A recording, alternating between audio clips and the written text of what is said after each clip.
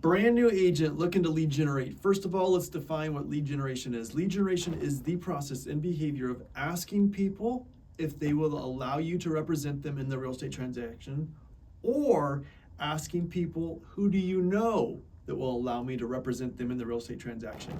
If there is not some explicit exchange of that idea from your mind out of your mouth, then it's not lead generation. Agents believe all the time, but because they talked about real estate, that was lead generation. Generating is like that, creating out of nothing. Leads are inquiries that want to buy or sell at some point. So those are the two items that are intrinsic to lead generation. So it isn't about how many people you talk to about real estate. It is the individuals that you said, between squaring the eyes, I would love to earn the right to represent you in this home buying transaction. Will you allow me to do so? If it isn't that sort of earnestness where you could say you got down on one knee and made your proposal story to this individual, then it wasn't lead generation. Anything else is just like trying to friend zone yourself into a relationship as the realtor. So these are the pillars. These are the pillars. And when I call them pillars, you have to look at it this way. Of course, I've gotten a piece of business because I was standing in a grocery line and I was talking about real estate, and the lady behind me actually heard me. That actually engaged the conversation and I represented her. But I don't know that you could develop a business plan on standing in grocery store lines. So just because you got business from somewhere doesn't mean that was even lead generation.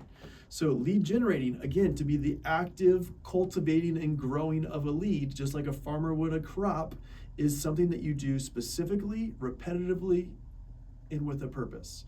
So these are the three pillars of real estate lead generation that I believe every new agent should benefit from.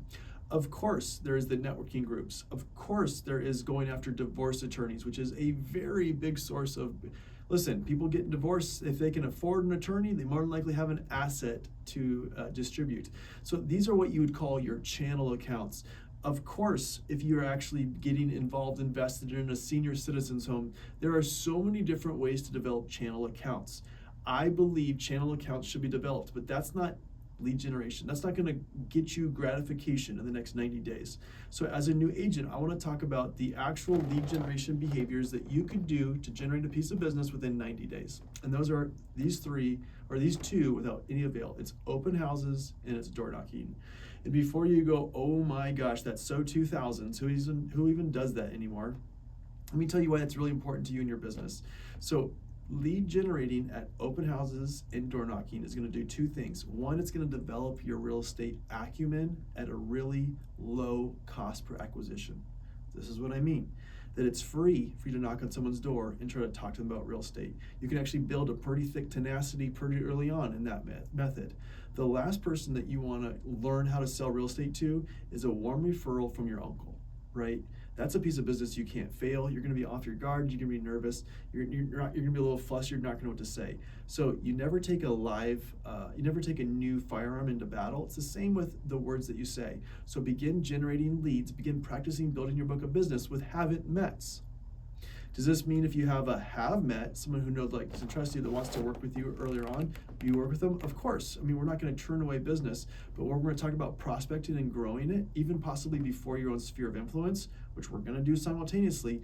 It is through open houses and door knocking. And this is how you tie those two things in tandem. More than likely, as a real estate agent, you don't have your own listings to go sit open houses on. So you're going to go to an experienced agent that you respect at your brokerage and say, do you have a listing that I can host open? I promise that I will show up on time, I will get good, valuable feedback for the seller, and I'll leave it as clean as I left it. You tell an experienced agent those three things, more than likely they're going to want you to sit their open houses because they don't want to do them. Why? Because they haven't learned how to generate business in an open house. Make sure you watch my open house video. So for now, you actually have an open house to sit, and then you're just worried about what to say. And this is what you say. This is the script. I'm going to tell you the script right now. This is the script. It is when people walk in, you say, I would love to invite in to do a buyer's consultation. And now, you're going to want to sound more eloquent. You're going to want to sound better. That's all stuff that gets developed over time. Remember, we want to work with concentric circles. Just start saying something, and then you'll learn how to say something better and better and better.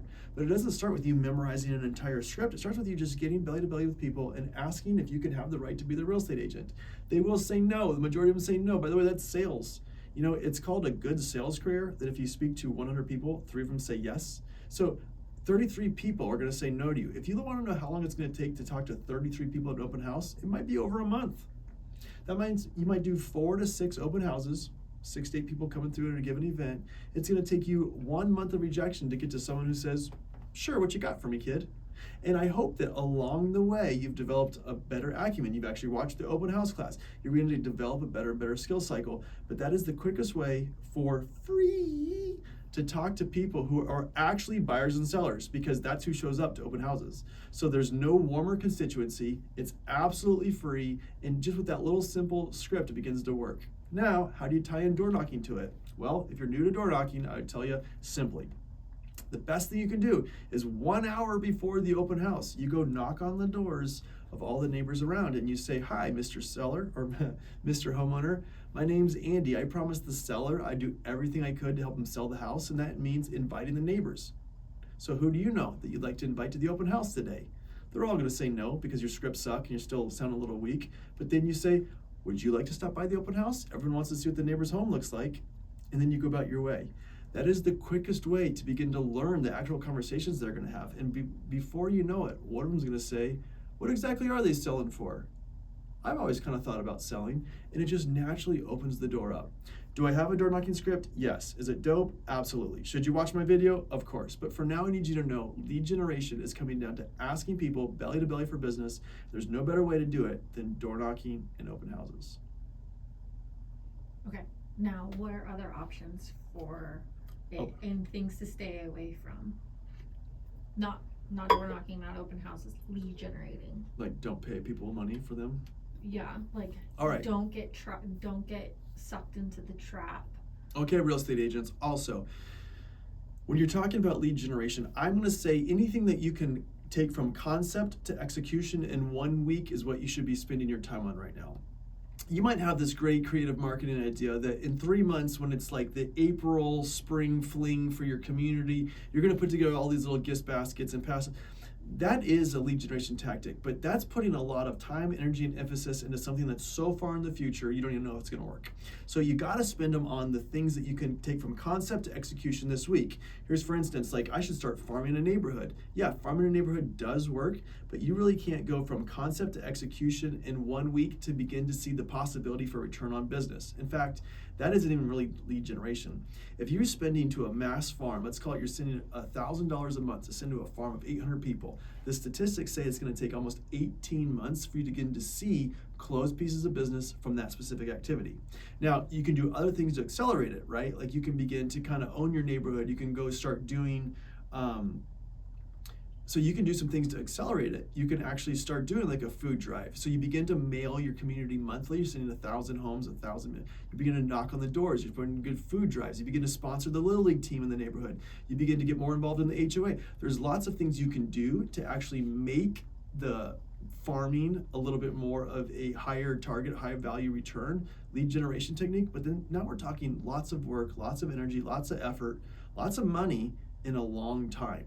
I want you to focus on the behaviors that you knew that if lightning could strike and if I got really good and I just had that perfect combination of buyer and what I said, I could actually sign for a piece of business within a week or a week and a half. So those are the lead generation behaviors that actually have active buyers and sellers that are looking to buy right now. So other channel accounts you can go after are it's developing relationship with CPAs, developing relationships with your lender, developing relationships with your not just your tax individual, but also like the divorce attorneys in your neighborhood, the developing relationships with divorce attorneys, with CPAs, with other legal professionals. But again, those take time to cultivate. It's not lead generation if you met with a divorce attorney and you guys had drinks together to talk about how you're going to collaborate on business. That's just an idea, right? The lead generation is the act of asking. Now, if you meet with that divorce attorney and you say, who do you know in the next 1 to 3 months that might be looking to buy, sell, or invest in real estate, and they give you a name, that was actual lead generation. You could pull that off in a week. But then at that point, that was just one of the many people that you're going to want to begin to nurture and stay consistent with. If you decide to go the route of putting together this entire, so you're getting a divorce, now what, and the YouTube channel, everything that goes into it, that is something that's going to take a while to develop. Those are the behaviors you should stay away from. Lots of people had that idea, but they run out of money between the idea and the actual execution. So paying for leads is another what I would say is a no-no. For you as a new agent, does paying for leads work? Absolutely. I used to spend $20,000 a month on internet leads, and they worked. But you know who I had working them? Trained sales professionals that knew exactly what to say. They knew exactly how long they had to go from that phone ring for the first time till they had to convert it. And we had what we called the 10 days of pain. It was this lead nurture session because you had 10 days with a brand new internet lead so you could reintroduce them to yourself. That's a lot of work to go through. It's a lot of work to go through for that brand new agent who probably doesn't sound on the phone quite like my sales team do or the other people who are doing this professionally. And more than likely, you have to think about this. If Zillow or anybody's calling you up saying, I have a hot new zip code available, that's because someone else realized that that zip code wasn't worth it and they were giving it up. So just because it's available doesn't mean it's for you. FSBOs. So FSBOs are another outstanding way to generate business. And in my opinion, a newer agent actually has a more significant chance of taking the piece of business than an experienced one. Let me tell you why. You see, with for sale by owners, these are individuals who are looking to pay the least amount of money. They're not actually thinking about it rationally, about how much could they make from the sale of the home. They're trying to think about how little they can pay. And so if I was to go meet with the FSBO, I would not reduce my commission from 3.5%. That would actually require me then to use some scripts, some dialogue, some workflow, some conversation, and actually share my value in such a way to help them understand why they should hire me. And they would, and they did. But you as a young agent, you have exactly what they want. You have the ability to take a piece of business for a lot less than I would. I would lean on that. So you getting a commission is more important for these first couple than the amount of the commission you get. So the reality of it is there's no better way to learn how to be an excellent agent than on a piece of business that's already a little beaten up, chewed up, and spit out. And that's frankly what for sale by owners are. So go up to the for sale by owner and actually introduce yourself as someone who is a younger agent, would like the opportunity to interview with them. And when they say, would you be willing to reduce your commission? You'd say, absolutely, if we can work out an arrangement that fits for the both of us.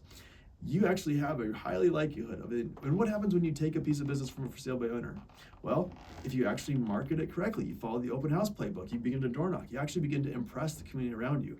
So you might have had to take a discount in order to take that first piece of business, but it taught you how to take a listing. It also, you built a little thickness of skin of dealing with someone who is a little bit more troublesome to work with, and you actually get to increase your sphere of influence in the whole community at large. FSBOs are a very good way to do it. If you want my FSBO script, because I don't actually teach a FSBO class, I'll tell you, this was my FSBO script from actually working with clients. So I can't recommend this, but one year what I did is I bought squatty potties and I actually had my face laminated and put on all of them. And it said, moves made easy with Andy Taylor Homes. I even made a YouTube commercial for it. And I had 25 of these printed up. And it was moves made easy with Andy Taylor Homes. My internet script was something like, I'm gonna make selling your house my crowning achievement. Is your house stuck? Is it maybe a little log jammed on the market? I can help. I'm not kidding you, I did this whole gimmick, yes, around toilet humor. And what I did is I had these squatty potties and then I wrapped them in cellophane with almond roca in the bottom. And I went and I knocked them for sale by owners. And I just said, moves made easy with Andy Taylor Homes. It got a chuckle, it got a laugh. That didn't get me one extra piece of business than just using my script. So all that was a confidence builder with me, because what happened was I ran out of these squatty pies to give out. But by that point in time, I've already had 40, 50, 60 conversations with for sale by owners. I got pretty good at knowing what I was gonna say. So I didn't need all that pomp and circumstance. I just walked up to the door and knocked on it and said, hi, my name's Andy. I can understand why you're for selling by owner. More than likely it has to do with wanting to make as much money from the sale. So by allowing me to represent the buyer, didn't actually take away any money from the sale of your home, would you allow me to bring you a buyer? And more often than not, they'd say, what's that mean? And mostly because the other agents that had been calling them to that point were just trying to take the listing. They weren't actually trying to be helpful and actually share with them value and how this whole shebang works. And so I'd say, well, if you have a predetermined price, which you don't need to tell me that you would sell for, and I could actually help you make that plus my commission and sooner, knowing that you won't have to deal with any legal remedies of having to deal with like an Office Max contract that's actually protected by the MLS, knowing that my insurance and my errors and omissions bond would cover it, and it didn't cost you any more money, would you be willing for me to work to bring you a buyer? And they'd say, absolutely. I'd say, okay. Well, the best way for me to bring you a buyer is to not charge you a penny more, but work with you on the listing. Not now, because I know right now you need to think about it. In 4 days, I'd like to come back and interview for the position of being your listing agent. And at the end of that time, I'm going to share with you a wealth of information. It's going to actually help you get your home sold on your own, or you'll see why working with a guy like me is the best fit moving forward. How's that sound? And they'd say, okay. They would say, okay. Why would you not say okay to exactly that? Then I'd walk around, I'd go find an agent that had more experience and say, oh my gosh, help me with this. I have no idea what I'm doing. Put it together a listing packet, put it all the way together, put it all put together, then go back and do the listing appointment. It really works for sale by owners. It's that simple. The importance of sticking with whatever you choose to do as a lead generation pillar. Now, I will tell you, the lead generation pillar that works the best is the one you work the most, right? So your lead generation pillar has got to be like a horse. You got to ride it hard and put away wet sometimes, right? Like you just got to get out there and just own it. You're not too worried about looking all pretty in the saddle. You're just trying to get somewhere and get somewhere in a hurry. And so doing a lead generation behavior 3, 4, 5, 6 times, realizing that you don't like it because you got punched in the mouth and you got the like the skin on your knuckles rubbed off, then switch to the next pillar is the quickest way to flame out of this industry. You pick a lead generation pillar and you stick with it 40 times. Not until you've spoken to 40 people, but you do any given lead generation lever 40 times, you will begin to develop calluses and a skill you didn't know you had. My second year of real estate, I did 48 open houses. I closed 8 pieces of business. That meant for every 5.25 open houses I did, I closed 1 piece of business. Take that by my median commission, which inflated for today's prices would be $15,000. I generated $120,000 in revenue by doing 48 open houses. That is an incredibly good return on investment. But you don't get there unless you put in your 40 plus open houses. But this is the interesting thing that happened. Every year that I did open houses, my conversion ratios got better and better. Why? Because I got to mastery in it. I never got to be excellent like some of these agents are excellent at it, but I got down to every 4 open houses I did, I closed 1 piece of business. So that just means I perfected my skill more and more and more so that the same amount of open houses, I closed an extra almost 12 pieces of business. Your numbers matter, and not just how much money you make, it's how consistent you are with the lead generation behaviors you've chosen. Numbers matter. Social media. If I use social media to lead generate? Well, another free thing is social media is important. There are a ton of classes out there. There are a ton of things. I have a good resource for you. Okay. Yeah, everything. All right. So next to open houses and door knocking, my third pillar is going to surprise you a little bit because honestly, I've just shared with you a couple old school, and now I'm going to go right to the new school. The best way for you as a new agent to actually get market share, to have credibility with your audience, and also generate free leads right now is social media. Social media is pivoting so fast. Agents that have been in this industry for 20 years aren't even knowing how to keep up with the algorithms. You may want to do my course. I have a tremendous social media course that's on Blueprint Coaching. It actually walks you through the nuance. But I'll just tell you for the sake of right now, beginning to build out your social media presence using the right hashtags and the right formula for tricking the algorithms will actually generate for you leads on a per acquisition basis for free. You can generate up to 50 to 75 leads every month completely organically. Once you start going above 50 to 75 leads per month organically, you actually do want to start spending money for advertising. It's actually broadcasting the same message but to a wider sphere. Again, I really encourage the social media class, but social media beginning to get targeted. Now, you can do social media wrong, right? So I would begin to follow the real estate agents that actually have substantial real estate following that aren't trying to market their real estate agents. The ones that do attractional home videos, the ones that actually look like the neighborhood experts, those are the ones I'd want to begin to emulate. And if you begin to kind of follow their pattern, follow their formula, you will actually begin to see bling, bling, bling. People are going to start picking up in your DMs. It's going to be quite spectacular. And then the first place that I encourage you to spend money, it's not actually on then paying for those organic leads. It's having someone automate your system so that the leads you do generate on social media, there's a nurture campaign that follows them, because a lot of these social media leads, it can be, I saw you what you're putting out there and I want to hire you right away. But you're still going to spend a couple months building that brand, become the brand ambassador for your neighborhood. So it's not one of these get you paid right away, but it is a very free organic thing that you can do in bed at 10 o'clock at night on the way to building your open house presence and your door knocking. Plus, actually shooting footage at the open houses and you door knocking is the best way to have content to post on your social media page. Those three really need to work in tandem.